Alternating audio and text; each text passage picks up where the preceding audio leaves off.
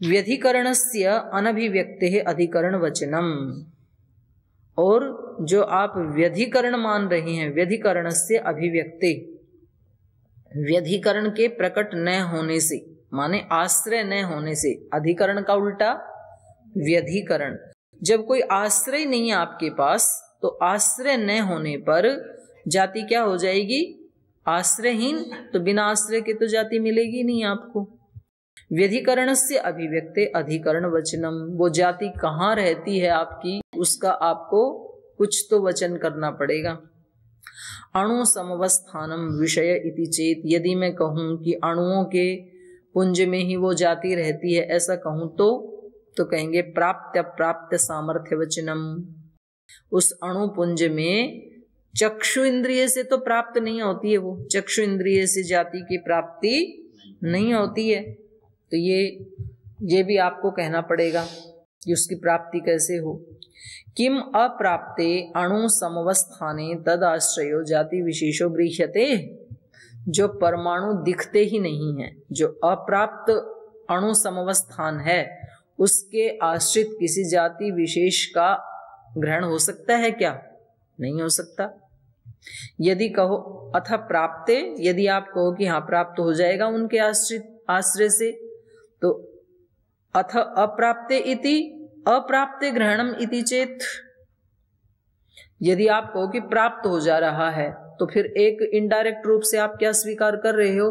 बिना दिखे ही हमें तो ग्रहण हो जा रहा है, क्योंकि वो तो दिखते ही नहीं है।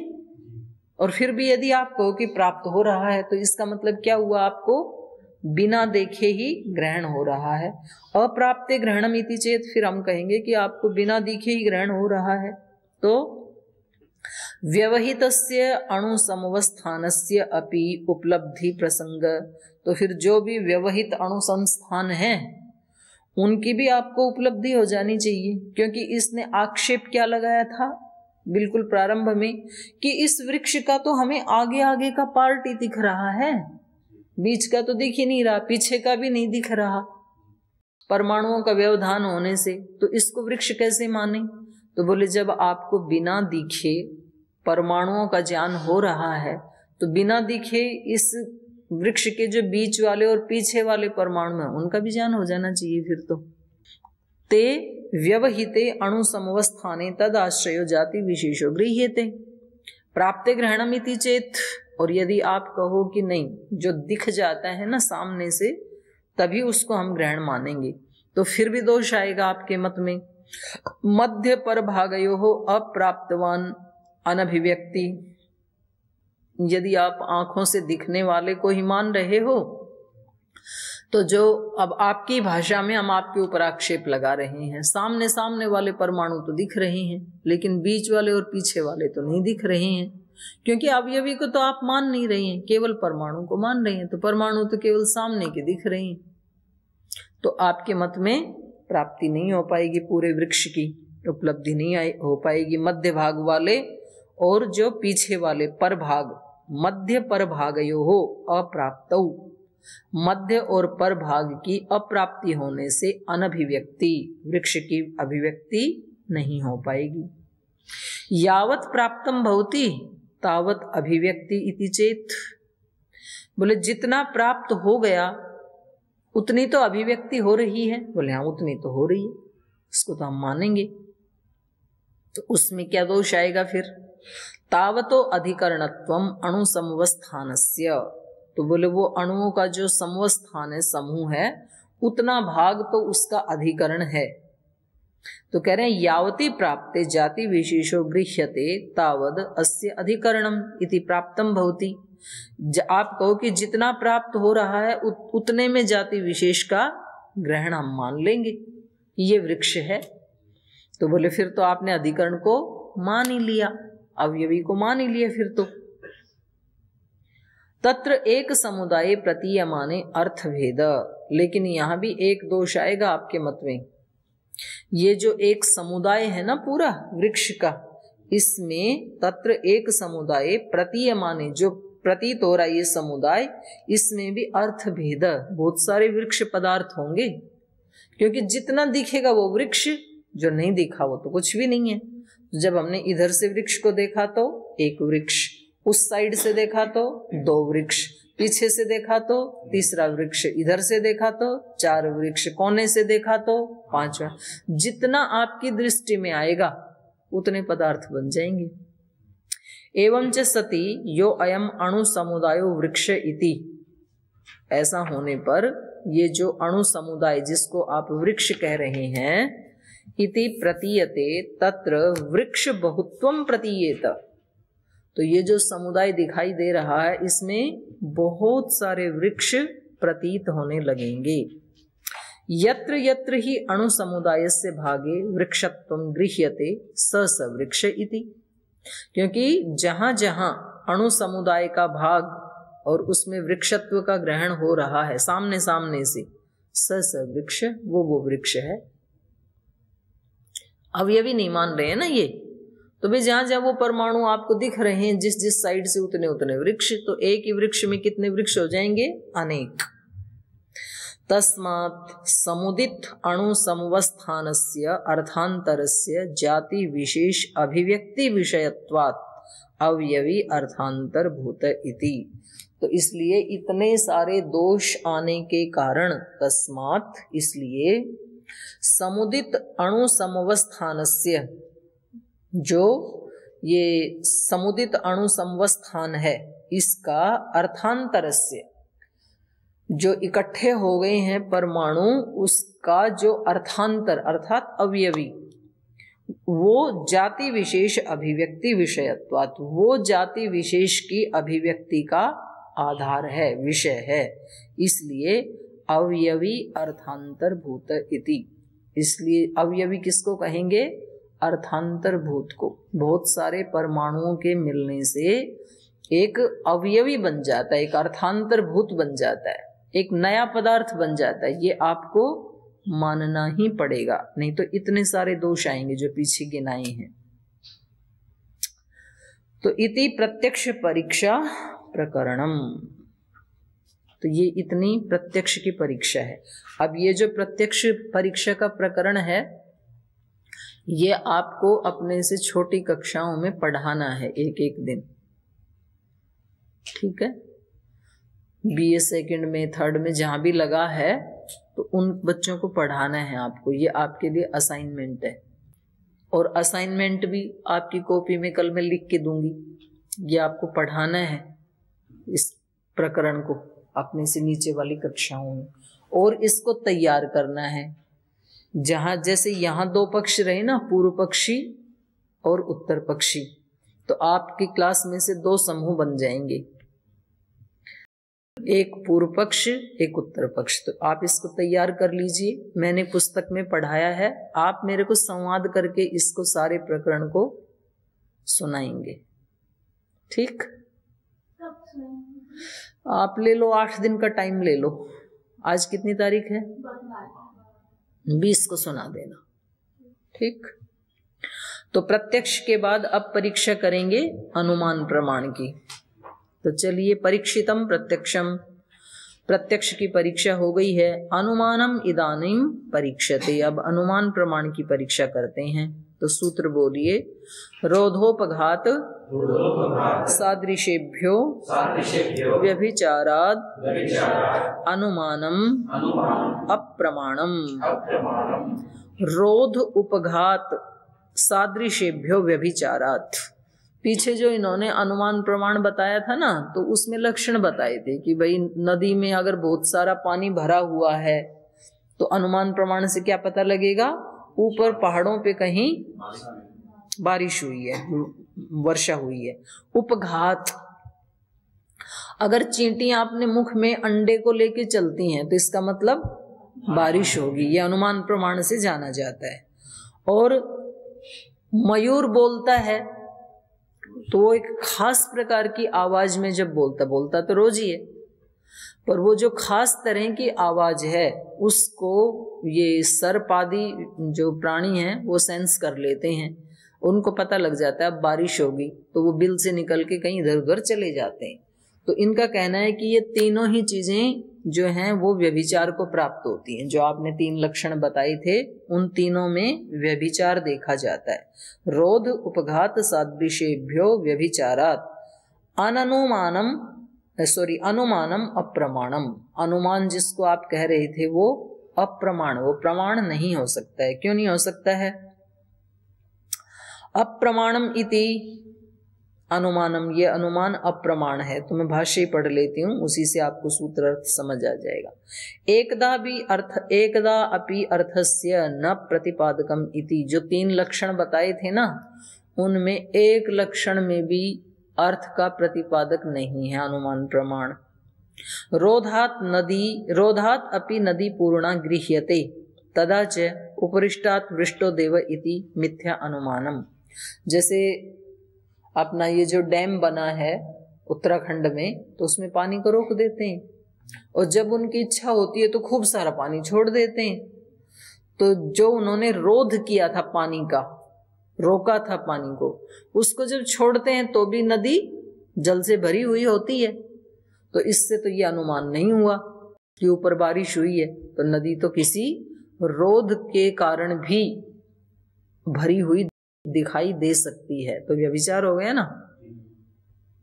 दूसरा, उपघातात् नीडोप उपघाताद अपि पिपीलिका अंड संचारो भवति। जैसे चींटियों का जो घर है, बिल है, उसके ऊपर किसी ने उपघात कर दिया, मानो कोई मनुष्य चढ़ गया उसके ऊपर, या कोई लक्कड़ पत्थर गिर गया उसके ऊपर, तो वो भयभीत हो जाती हैं चींटियां, तो वो अपने सब अंडे को लेकर के भागने लगती हैं। तो अब बारिश तो नहीं होगी।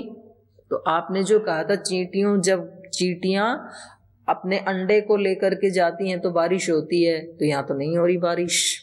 तो बिना बारिश के भी वो उपघात से भी अपने मुख में अंड संचार करती हुई दिखाई देती हैं। तदाच भविष्यति वृष्टि इति मिथ्या अनुमानम। तो उसको देख करके आपने जो कहा था वृष्टि होगी, ये भी क्या है? मिथ्या अनुमान है। और कह रहे हैं वो जो आवाज के लिए आपने कहा था, मयूर की आवाज से पता लग जाता है कि वृष्टि होगी, तो कह रहे हैं पुरुषो अपि मयूर वाशितम अनुकरोति। कभी कभी कोई मनुष्य मयूर की वाणी में बोलता है। पुरुषो अपि मयूर वासितम, वाश्री शब्दे, मनुष्य भी मयूर का शब्द करता हुआ उसका अनुकरण करता है। तदापि शब्द सादृश्यात मिथ्यानुमानम भवति। तो उस शब्द, वैसा ही शब्द निकाल रहा है मुख से जैसे मयूर ने निकाला था, तो वृष्टि तो नहीं होती। तो 3 लक्षण बताए थे, तीनों के तीनों व्यभिचार को प्राप्त हो गए। इसलिए आपने जो लक्षण बताया था वो अनुमान प्रमाण नहीं हो सकता है। क्या नहीं? ये तो बड़ा अच्छा प्रश्न पूछ रहे हो। व्यभिचार शब्द कितना पढ़ाया है मैंने, हेत्वाभास में पढ़ाया, प्रत्यक्ष प्रमाण में बताया अव्यभिचारात। प्रत्यक्ष के लक्षण में क्या अर्थ है अव्यभिचार का, आप ही बताओ। अब इंद्रियार्थ सन्निकर्षोत्पन्नम ज्ञानम अव्यभिचारात, अव्यभिचार का ही अर्थ बताओ। जैसा वैसा ना दिखे, व्यभिचार होता है। गलत। कौन बताएगा आप में से? जब वो एक अर्थ में लग के साथ साथ अनेक अर्थ में। हाँ, अच्छा अच्छा अच्छा अच्छा, बुद्धि कहीं गिरवी रखी है। इतने छोटे से शब्द का इतना आधा न्याय दर्शन पढ़ लिया और व्यभिचार शब्द का पता नहीं है। और ये तो लोक से भी जुड़ा हुआ शब्द है। व्यभिचारी किसको कहते हैं लोक में? जो अपने एकांत में ना रहे, एक अंत में ना रहे, अंत मतलब पक्ष, एक पक्ष में ना रहे जो। चलिए आगे देखो, इसका उत्तर देख लो। अब इन्होंने आक्षेप किया कि आपने जो अनुमान प्रमाण के लक्षण बताए थे वो तीनों के तीनों व्यभिचार को प्राप्त हो रहे हैं। नैकदेश त्रास सादृश्येभ्यो अर्थांतर भावात। ये कह रहे हैं न, हमारा अनुमान प्रमाण का लक्षण व्यभिचार को प्राप्त नहीं हो रहा। एकदेश त्रास सादृश्येभ्यो अर्थांतर भावात, जो हमने लक्षण बताए थे ना, तो वो इसमें घटित नहीं हो रहे जो आपने उदाहरण बताए हैं। ये जो आपने रोध से नदी को भरा हुआ दिखा रहे हो, ये एक देश की नदी जो है, कोई एक नदी वो भरी हुई दिखाई देगी, और उस नदी में भी आपको लक्कड़ पत्थर और मिट्टी वाला पानी नहीं दिखेगा, साफ पानी दिखेगा ना रोध वाला। तो कैसे अनुमान हो सकता है? तो अनुमान के लक्षण में जो हमने बताया था वो नदी कैसी थी? वो सब नदियां भरी मिलेंगी उस समय जब बारिश हुई है तो। और वो पानी कैसा होगा? उसमें लक्कड़ पत्थर भी होंगे, कुछ पत्ते भी होंगे, मिट्टी भी होगी। तो ये तो बिल्कुल अलग है। दूसरा, किसी त्रास से जब चींटियां भागती हैं तो उनकी अलग तरह की स्पीड होती है। त्रास मतलब भय के कारण, किसी ने उपघात किया और वो भय के कारण भाग रही हैं, तो ऐसा तो हमने नहीं बताया था लक्षण में। हमारे लक्षण में क्या था? वो बिल्कुल सीधी लाइन में चलती हैं, शांति पूर्वक। और तीसरा था जो शब्द, तो उसका तो ये सादृश्य है, मयूर का शब्द नहीं है बल्कि मयूर के शब्द के सदृश है, जैसा है। न अयम अनुमान व्यभिचार, ये अनुमान प्रमाण का व्यभिचार नहीं है। अनुमानेतु खलु अयम अनुमानाभिमानः, ये बल्कि अननुमाने, जो अनुमान है ही नहीं, रोध उपघात आदि, इसको हमने अनुमान का लक्षण बताया ही नहीं था। तो आप क्या कर रहे हो? अननुमानेतु, अन अनुमान में, अर्थात जो अनुमान नहीं है उसमें, खलु अयम अनुमानाभिमाना, उसमें अनुमान का आप भान कर रहे हो।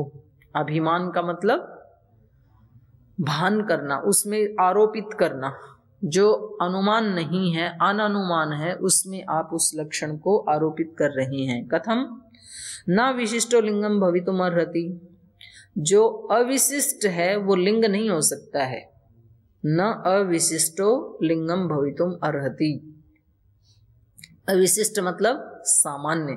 जो सामान्य चीजें हैं वो कभी लिंग या लक्षण नहीं हो सकती हैं। कल परसों भी बताई थी मैंने ये बात। जब हम किसी व्यक्ति के बारे में बताते हैं कि भाई आपको एयरपोर्ट पे फला व्यक्ति मिलेगा, तो हम उसका कोई विशेष लक्षण बताते हैं। ये नहीं बताते हैं कि उसकी 2 आंखें होंगी, उसके 2 हाथ होंगे, उसके 2 पैर भी होंगे। ये तो सामान्य, तो सामान्य कभी भी लक्षण नहीं होता है, लिंग नहीं होता है। न अविशिष्टो लिंगम भवितुम अर्हति, जो सामान्य होता है वो कभी लिंग नहीं हो सकता है, लक्षण नहीं हो सकता है। पूर्वोदक विशिष्टम खलु वृक्षोदकम शीघ्रतरत्वम स्रोतसो बहुतर फेन फल पर्ण काष्ठादि वहनम चोपलभमान पूर्णत्वेन नद्या उपरि वृष्टो देव इति अनुमिनोति नोदक वृद्धि मात्रेण। पूर्व उदक विशिष्टम, बोले देखो पहले जो हमने जो जल बताया था ना, वो क्या था? उदक विशिष्टम, वो विशिष्ट प्रकार का जल था। पूर्व उदक विशिष्टम खलु वर्षोदकम, जो वर्षा का उदक है, वर्षा का जो जल है वो कैसा होता है? शीघ्रतरत्वम, बहुत स्पीड से चलता है वो नदी में। जो आपने बांध में से पानी छोड़ा है ना, उसकी स्पीड अलग होती है, और जो बारिश का जल है उसकी स्पीड अलग होती है, वो ज्यादा तीव्र आता है। शीघ्रतरत्वम स्रोतसो बहुतर, और जब वो अपने स्रोत से आता है तो उसमें बहुत सारे फेन फल पर्ण काष्ठादि वहनम च उपलभमान, बहुत सारे उसमें कुछ झाग झाग से होते हैं, कुछ फल टूटे हुए गिरेंगे, कुछ पर्ण पत्ते आदि, कुछ काष्ठादि वहनम, वो सब वहन करते हुए आता है वो पानी, वो नदी। तो इन सब को उपलभमान प्राप्त होता हुआ वो जल पूर्णत्वेन नद्या, नदी को बिल्कुल भर देता है ऊपर तक। पूर्णत्वेन नद्या उपरि वृष्टो देव इति अनुमिनोति।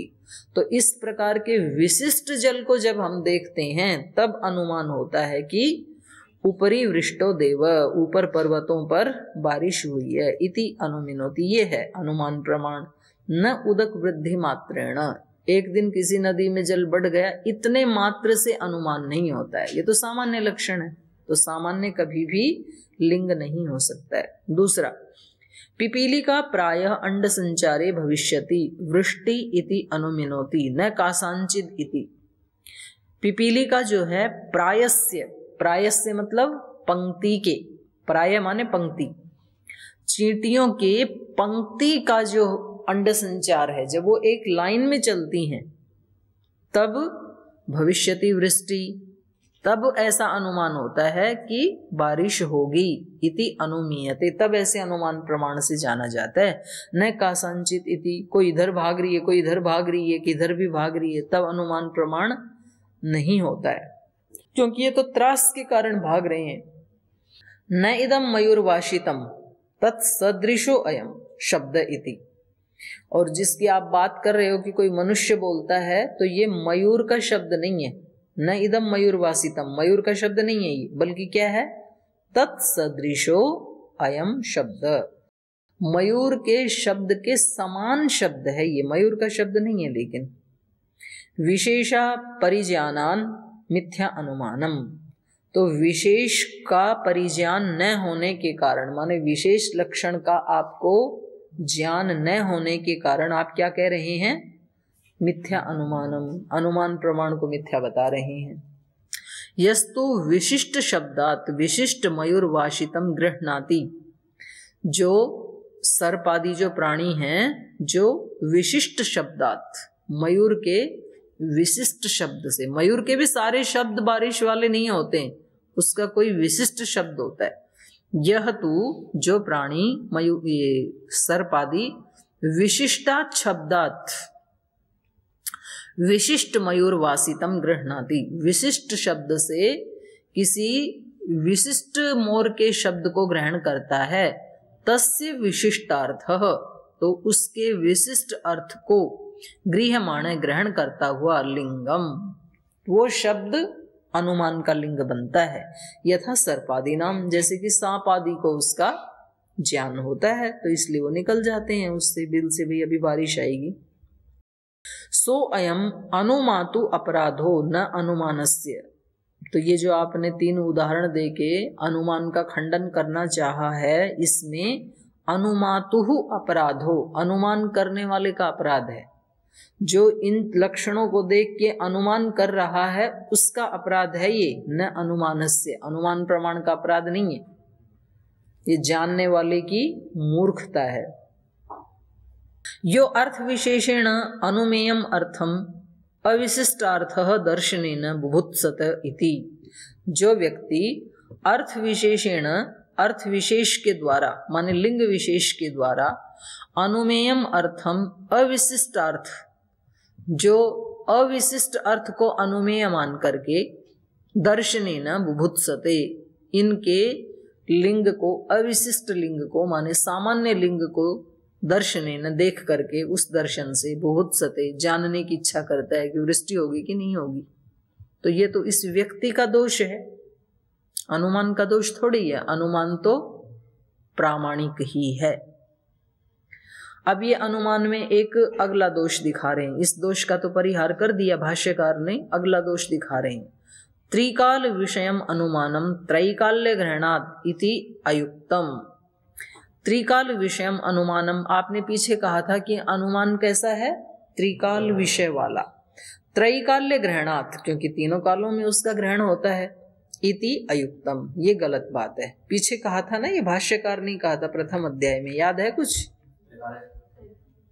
क्या बोल? अनुमान का लक्षण निकालो 37 पृष्ठ के ऊपर, पेज 37 भाष्य, 37 पेज के ऊपर वाली लाइन है, सद विषयम च प्रत्यक्षम सद अशद विषयम च अनुमानम। मिल गया?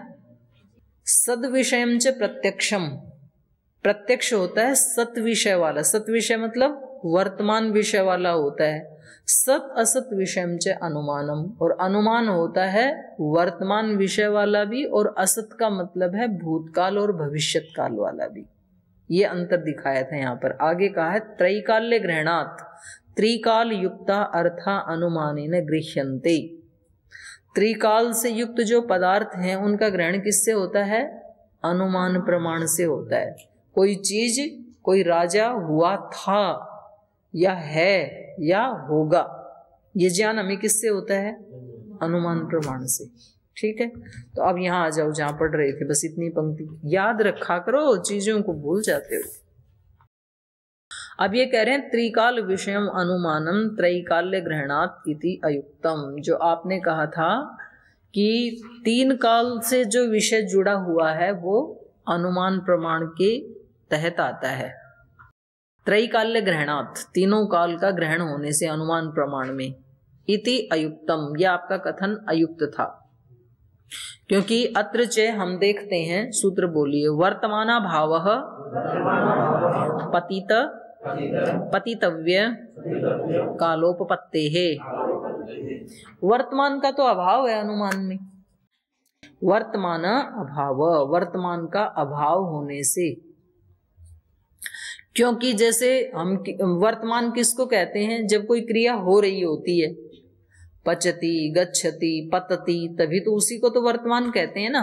तो बोलिए जो पत्ता गिर रहा है या फल गिर रहा है वृक्ष से, तो वो वृक्ष से और उसका डेस्टिनेशन क्या है, पृथ्वी।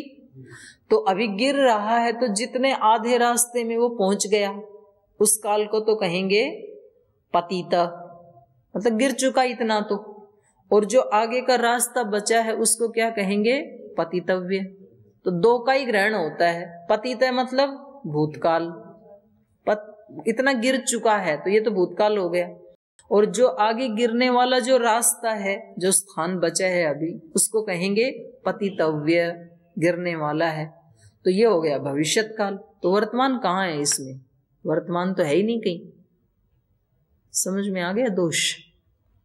वर्तमाना भाव, वर्तमान का अभाव है, पततः गिरते हुए इस पत्ते में या फल में, पतित पतितव्य, पतित माने भूतकाल का, और पतितव्य मतलब भविष्यत काल की ही उपपत्ति होने से। वर्तमान की तो उपपत्ति नहीं होती है, केवल 2 की ही उपपत्ति होती है। तो इसलिए त्रिकाल का संयोग न होने से ये लक्षण इसमें घटित नहीं होता है। तो अब समय हो गया, अभी कल ही पढ़ाऊंगी फिर।